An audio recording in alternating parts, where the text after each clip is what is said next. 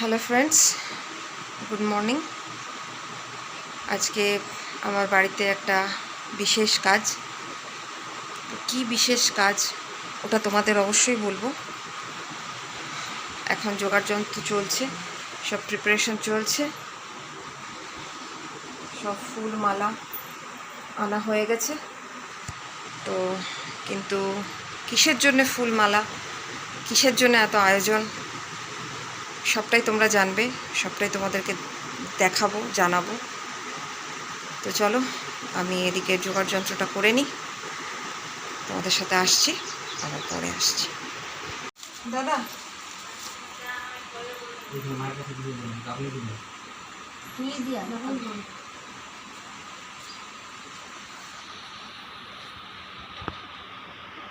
ওই যেগুলো একটু সরালে যেতে পারবো।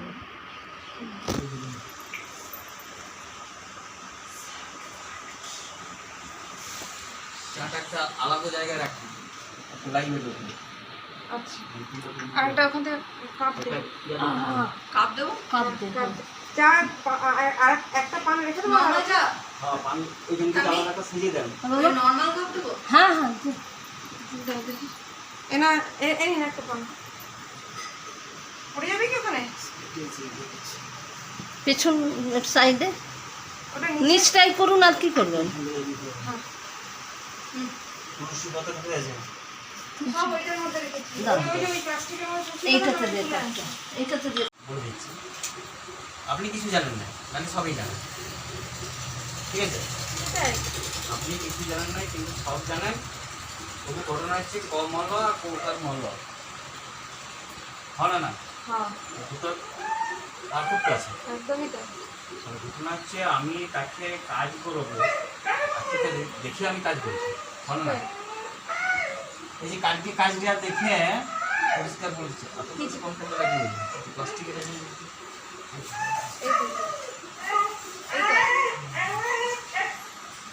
সেইটার থেকে আমাকে তিনটার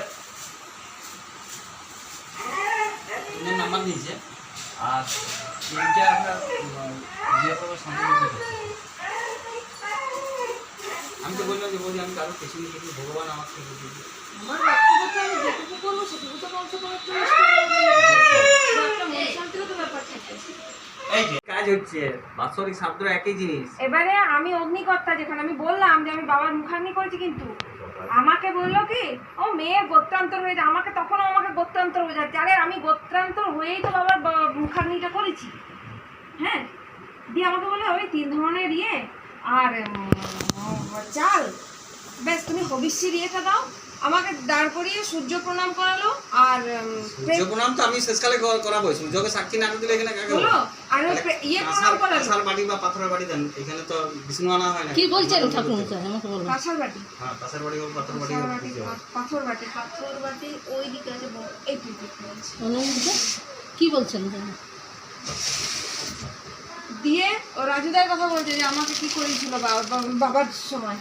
হ্যাঁ, দিয়ে আমাকে ওইগুলো করিয়ে আমাকে বললো পূর্ব দিকে তাকিয়ে পেট প্রণাম করলো, সূর্য প্রণাম করলো, হয়ে গেল আমার বাচ্চাদের। তাম্রপাত্র হবে। হ্যাঁ, আমার কথা আমি তো বসে পড়লাম মায়ের কাজে, আমার মায়ের বাৎসরিক কাজ। দেখতে দেখতে একটা বছর কেটে গেল। তো জন্মের ঋণ তো শোধ করা যায় না, তাই ঋণটা আর শোধ করতে পারলাম না। কিন্তু সন্তানের যা দায়িত্ব, তাকে সুষ্ঠুভাবে সে যাতে বৈকুণ্ঠে যেতে পারে সেই রাস্তাটা সুষ্ঠুভাবে তৈরি করে দেওয়া, পরবর্তী ক্ষেত্রে তার যাতে পরবর্তী জীবন তার যাতে সুঠাম হয়, সে যাতে সুস্থভাবে পরবর্তী জীবনে পদার্পণ করতে পারে, সেটার ব্যবস্থা করা, সেটাই সন্তানের দায়িত্ব।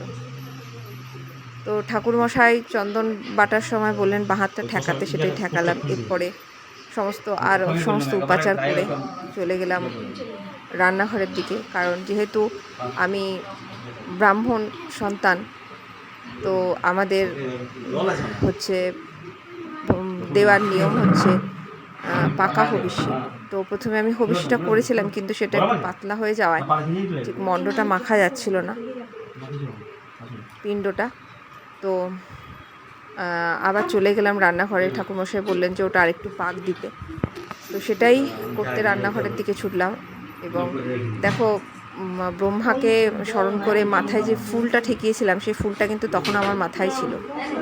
তো ব্রহ্মার আশীর্বাদটা তখন আমার মাথাতেই ছিল। তো ঠাকুরমশাই একটু সাহায্য করলেন, তারপরে এসে আস্তে আস্তে পিণ্ডটা মাখা আরম্ভ করলাম। তো সেই সময় ঠাকুরমশাই আমার ছেলেকে বলছিলেন যে তুমি ভিডিও করছো ঠিক আছে, কিন্তু মন্ত্রগুলো তুলো না। আর এদিকে আমার শ্বশুরবাড়ির লোককেও বলেছিলাম, তারাও এসেছিল, কারণ আমার বাপের বাড়ির আর যারা আছেন তারা সবাই দূরে দূরে, তো তারা কেউই এসে উপস্থিত হতে পারেননি।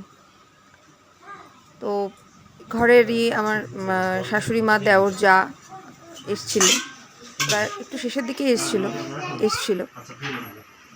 কিন্তু একটা জিনিস খুব খারাপ লাগলো যে আমার শাশুড়ি মা এসছিলেন ঠিকই, কিন্তু আমার মায়ের জন্য হাতে করে একটা মালাও নিয়ে আসেননি। যাই হোক, সেটা তার বিবেচনা। তো আমি ধীরে ধীরে পিণ্ডটা পাকালাম। ঠাকুরমশাই বলে বলে দিলেন কিভাবে কি করতে হবে, সমস্তটাই করলাম আস্তে আস্তে। তো একটু যেহেতু পিণ্ডটা মানে পাকা পিণ্ড একটুখানি পাতলা হয়ে গিয়েছিল, সেই জন্য মাখতে একটু অসুবিধে হচ্ছিল। তো প্রথমে আমার ছেলে বিভিন্নভাবে ঠাকুরমশাইকে কনভিন্স করার চেষ্টা করছিল। তো আমি পাশ থেকে ওকে ইশারাতে মানা করলাম, কারণ একটা গুরুজন মানুষ যখন অতবার বলছেন, একটা শাস্ত্রজ্ঞ মানুষ যখন বলছেন, তখন সেটা আসলে এখনকার যুগের ছেলে তো ওরা সব কিছু বিজ্ঞান দিয়ে বিবেচনা করে।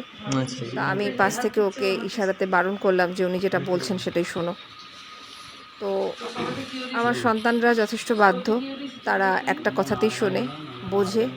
তো বিষয়টা শুনলো এবং আস্তে আস্তে যেটুকু যে জায়গাগুলো উনি ভিডিও করতে বারণ করছেন সেই জায়গাগুলো ও ভিডিও পরবর্তী ক্ষেত্রে করেনি। তো সেই কারণে পুরো ডিটেলটা হয়তো তোমাদেরকে দিতে পারিনি। এবং যেহেতু মন্ত্র উচ্চারণ হচ্ছিল, সেই জন্যই আমি এখন ভয়েস ওভার দিচ্ছি, যে যাতে মন্ত্রগুলো না আসে ভিডিওতে। যেহেতু একটা মান্যতা আছে, একটা রিচুয়ালস আছে, আমাদের সমস্ত কিছু রীতিনীতি মেনেই একটা কল্যাণ অকল্যাণেরও ব্যাপার আছে, তো সমস্ত কিছু মেনেই করতে হয়। তো উনি আস্তে আস্তে আমাকে প্রণালীগুলো বলে দিচ্ছিলেন কিভাবে কাকে পিণ্ড দিতে হবে, বাস্তুদেবতাকে, প্রেতকে, পুরুষকে, মাতৃপুরুষকে কিভাবে দিতে হবে 3টে পিণ্ড। সেই 3টে পিণ্ডই আমি দিচ্ছিলাম পূর্ব দিকে মুখ করে। উনি মন্ত্র উচ্চারণ করছিলেন, বলে বলে দিচ্ছিলেন।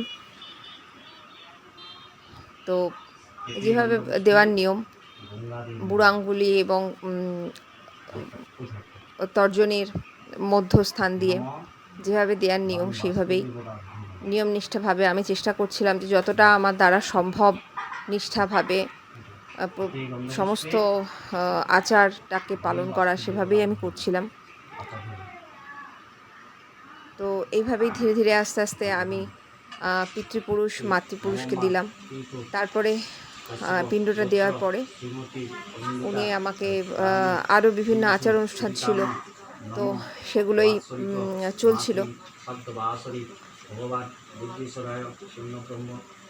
আমিও সাথে সাথে মন্ত্র পাঠ করছিলাম, মন্ত্র উচ্চারণ করছিলাম। উনি প্রচণ্ড তাড়াতাড়ি বলছিলেন ঠিকই, কিন্তু আমিও চেষ্টা করছিলাম মন দিয়ে শুনে সেগুলোকে বলার, সাংস্কৃতিক মন্ত্র।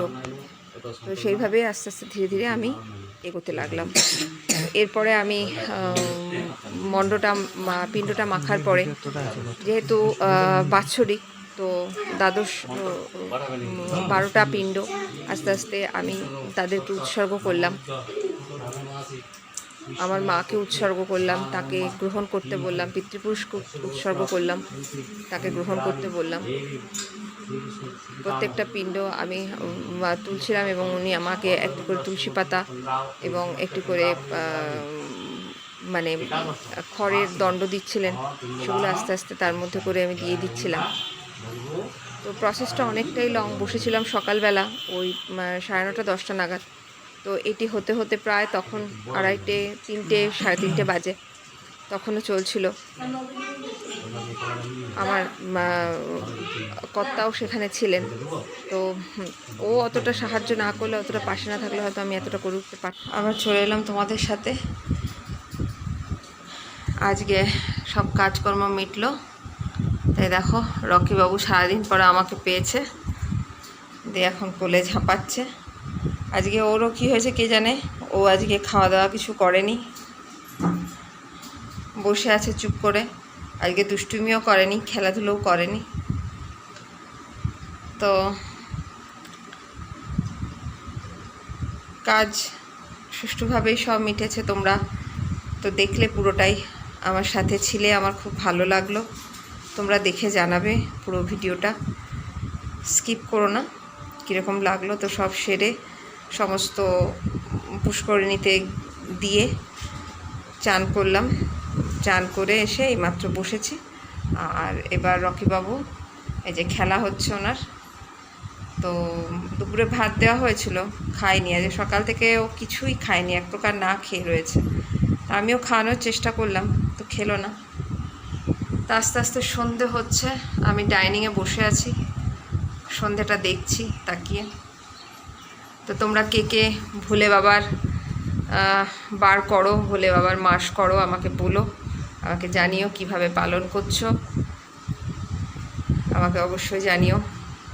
আমিও শৈব মন্ত্রে দীক্ষিত এবং আমি ঘরে বসেই বাবার জপ করি। আর আমার ভোলানাথ আমার ঘরেই অধিষ্ঠিত, আমি তাকেই জল ঢালি।